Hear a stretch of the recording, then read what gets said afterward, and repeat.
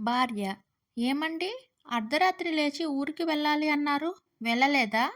భర్త: పో, దున్నపోత, పడుకో. భార్య: ఎంత ధైర్యం మీకు?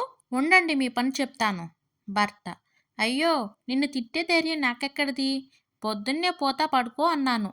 భార్య: అయినా నన్ను తిట్టే ధైర్యం నీకెక్కడిది? పడుకోండి. పెళ్లి చూపులకు వెళ్ళినప్పుడు మా అమ్మాయి బాగా పొదుపండి అని వాళ్ళ ఇంట్లో వాళ్ళు చెబితే ఎంతో సంతోషపడి పెళ్లి చేసుకున్నా. కానీ ఇప్పుడు అనుభవిస్తున్నా. ఎదురింటి శంకరంతో బాధను పంచుకున్నాడు రమణ. మరి ఇప్పుడు అంత కష్టం ఏమొచ్చింది? పొదుపు చేయడం మంచిదే కదా అని ప్రశ్నించాడు శంకరం. పొదుపు చేయడం మంచిదే కానీ గడ్డం కూడా కత్తిపేటతో గీసుకోమంటుంది అని బావురమన్నాడు రమణ.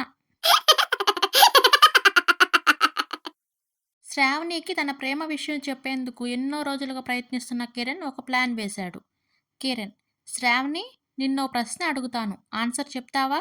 శ్రావణి: సరే. Kiran: I love you, I hate you కలిసి బండిపై వెళ్తుండగా రోడ్డు ప్రమాదంలో ఐ హేట్ యూ చనిపోయాడు. ఇక మిగిలిందెవరో చెప్పు. Shravani: I love you. Kiran: I love you too. ఏదేమైనా భార్యని అర్థం చేసుకోవడం చాలా కష్టం మాస్టారు. తన అందాన్ని పొగిడితే అబద్ధం అంటారు, పొగడకపోతే అందాన్ని గుర్తించి మనసే లేదంటారు. చెప్పిన దానికల్లా తలూపితే డూడు బసవన్న అంటారు, ఒప్పుకోకపోతే అర్థం చేసుకునే గుణం లేదంటారు. కబుర్లు చెబుతుంటే బోర్ అంటారు, మౌనంగా ఉంటే ప్రేమ లేదంటారు. ఆమెతో ఎలా వేగేది మాస్టారు?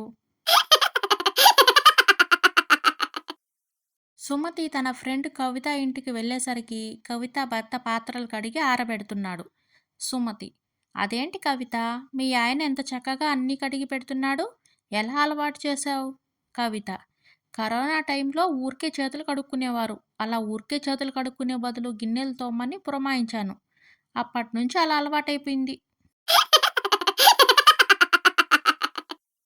ఈ రోజు నుంచి ఏ ప్రాణికి హాని తలపెట్టకూడదు అనుకున్నాడు సుందరం. నీటిలో పడిన చీమను జాగ్రత్తగా బయటకు తీసి మురిసిపోయాడు. అతడిని చూసిన చీమ థ్యాంక్ యూ అన్నా, నా ప్రాణం కాపాడారు, పైగా ఇవాళ నా పుట్టినరోజు కూడా అంది. ఓ అలాగా, హ్యాపీ బర్త్డే టు యూ అంటూ చప్పట్లు కొట్టాడు సుందరం. అంతే, చీమ ప్రాణాలు గాల్లో కలిసిపోయాయి.